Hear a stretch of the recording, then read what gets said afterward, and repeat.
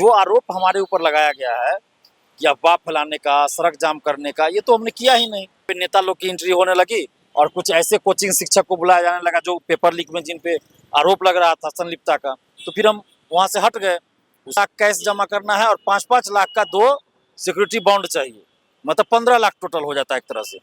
तो भाई आप सोचिए कि कोई बेरोजगार की लड़ाई लड़ रहा हो, तक ये आपत्तिजनक बात बोले, तो क्या बीपीएससी को या बीपीएससी के अधिकारियों को इतनी हिम्मत नहीं है कि उस कोचिंग शिक्षक पे एफआईआर करे? क्या सरकार को और पटना पुलिस को इतनी हिम्मत नहीं है कि उस कोचिंग शिक्षक पे एफआईआर करे? कोई जांच तक नहीं हुआ, उसका विरोध में बोल भी नहीं सकते हैं। आप नहीं देंगे? बिल्कुल नहीं देंगे। सरकार को जो करना है कर ले, जेल भेजना है भेज दे, हम कार्रवाई होगी आपके ऊपर? अब तो वो तो सरकार की मर्जी। नमस्कार, आप देख रहे हैं न्यूज़ मैं हूं आपके साथ है नरोत्तम सिंह। हमारे साथ छात्र नेता दिलीप है। सुबह सुबह का समय है, आज कोर्ट में पेश होना है। आपके साथ 10 शिक्षक भी आज कोर्ट में पेश होने वाले हैं। देखिए, ये कहीं ना कहीं लोकतंत्र में ऐसा नहीं होना चाहिए और ये हमारी आवाज़ को दबाने का प्रयास है।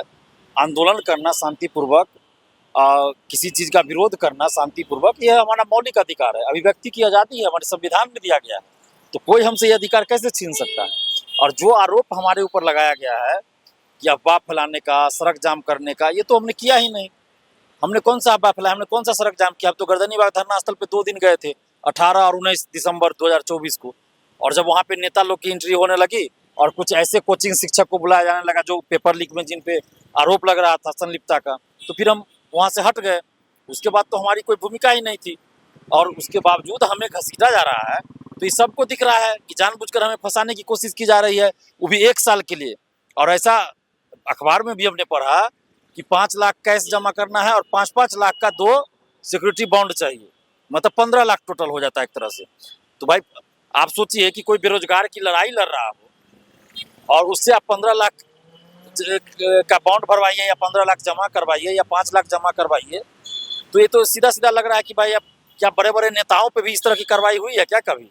जब बड़े बड़े नेता भी आंदोलन में आते हैं, आंदोलन करते हैं, तो उन पे तो इस तरह की कार्रवाई कभी नहीं हुई।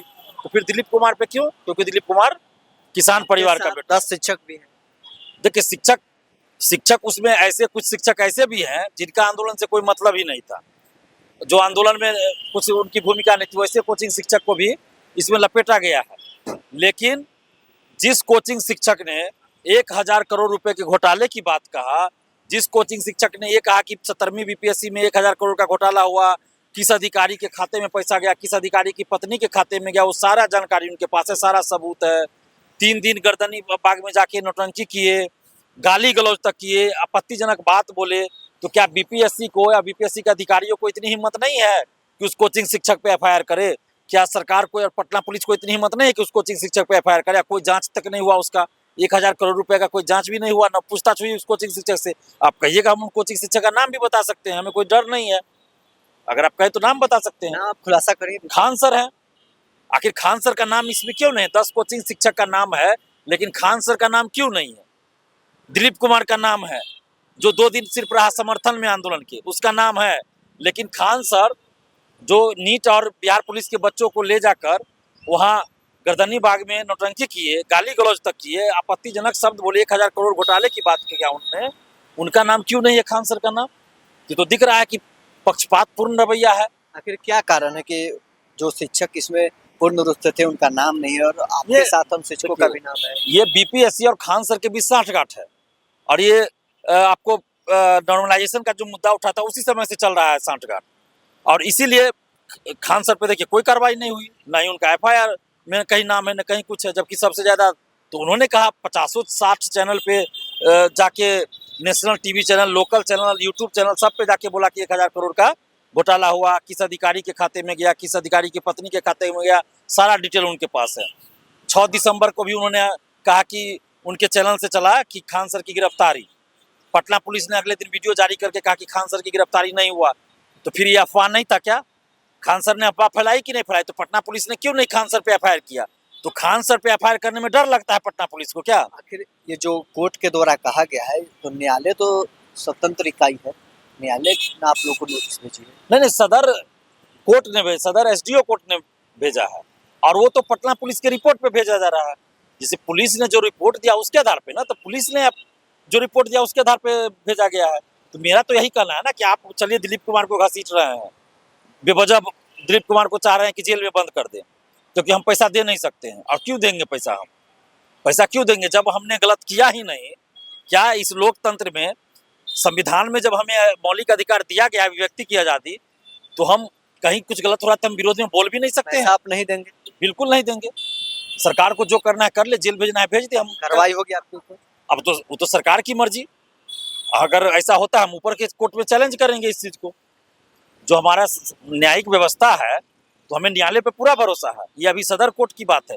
हम ऊपर के इससे ऊपर जो भी कार्रवाई हो सकती है हम उसमें जाएंगे, कोर्ट में चैलेंज करेंगे इसको। कोर्ट में चलेंगे? बिल्कुल करेंगे चैलेंज, क्योंकि हम आखिर क्यों पैसा देंगे? 1 साल तक हम मुंह बंद रखे अपना, और ये लोग जो है बीपीएससी, बीएसएससी, दरोगा बहाली, इस सब में टीआरई में सब सेटिंग करे, पेपर लीक करे, और दिलीप कुमार चुप रहे। मतलब 1 साल तक चुप रहना है हमको। इसके लिए हमको पैसा देना, अगर कुछ बोलेंगे, आंदोलन करेंगे तो पैसा जब्त हो जाएगा। तो 15 लाख रुपया तो हम नहीं दे सकते भाई, 5,000 भी नहीं दे सकते। 15 लाख तो बहुत बड़ी रकम है। पैसा है कि नहीं आपके पास? मेरे पास बिल्कुल नहीं है पैसा। अगर ऊपर के कोर्ट ने आपको कह दिया कि पैसा जमा करना है तो कहाँ से भरिए? नहीं भर पाएंगे, नहीं भर पाएंगे। कोर्ट उसके बाद सजा जो देना हो भाई, सरकार को मर्जी करे। हम जब हमारे पास है ही नहीं तो हम कहाँ से दे देंगे भाई? हम बेरोजगारों की लड़ाई लड़ रहे हैं, अपना सब कुछ छोड़ के लड़ रहे हैं, बेरोजगारों के लिए लड़ाई लड़ रहे हैं, तो हम कहाँ से देंगे पैसा? हमारे पास है ही नहीं, तो नहीं देंगे। 67वीं बीपीएससी का पेपर लीक हुआ, मैंने ही मुख्यमंत्री जी को क्वेश्चन भेजा था परीक्षा से पहले, परीक्षा रद्द हुई। CGL 3 बीएसएससी, उसका एक शिफ्ट का पेपर लीक हुआ, हमने आर्थिक अपराध इकाई को सूचना दिया, वो परीक्षा रद्द हुई। सिपाही भर्ती हमने पहले ही आर्थिक अपराध इकाई को सूचना दिया, कई लोग पकड़े गए, उसकी परीक्षा रद्द हुई। बीपीएससी TRE 3 हमने आर्थिक अपराध इकाई को पहले सूचना दिया, कई लोग पकड़े गए, उसकी परीक्षा रद्द हुई। तो क्या हम लोग अफवाह फैला रहे हैं? कौन सा अफवाह फैला रहे हैं? हम तो जांच की मांग कर रहे थे, आज भी कह रहे हैं कि 17वीं बीपीएससी में बापू परीक्षा परिसर में जो घटना हुई उसकी निष्पक्ष जांच होनी चाहिए, आर्थिक अपराध इकाई से जांच होनी चाहिए। जो क्वेश्चन का लेवल इतना नीचे चला गया, खान सर के कोचिंग से जो कहा गया कि 24 क्वेश्चन हो वो मैच कर गया, उसकी जांच होनी चाहिए। क्वेश्चन का लेवल जो इतना नीचे चला गया उसकी जांच होनी चाहिए। हम तो कह रहे हैं, आज भी कह रहे हैं कि जांच होनी चाहिए, निष्पक्ष जांच होनी चाहिए। तो चलिए, छात्र नेता दिलीप हमारे साथ थे। आज कोर्ट में दिलीप कुमार के साथ 10 अन्य शिक्षकों को भी पेश होना है, और उससे पहले हमने इनसे बातचीत की है। बहरहाल इसमें इतना ही। आप बने रहे नेशन के साथ।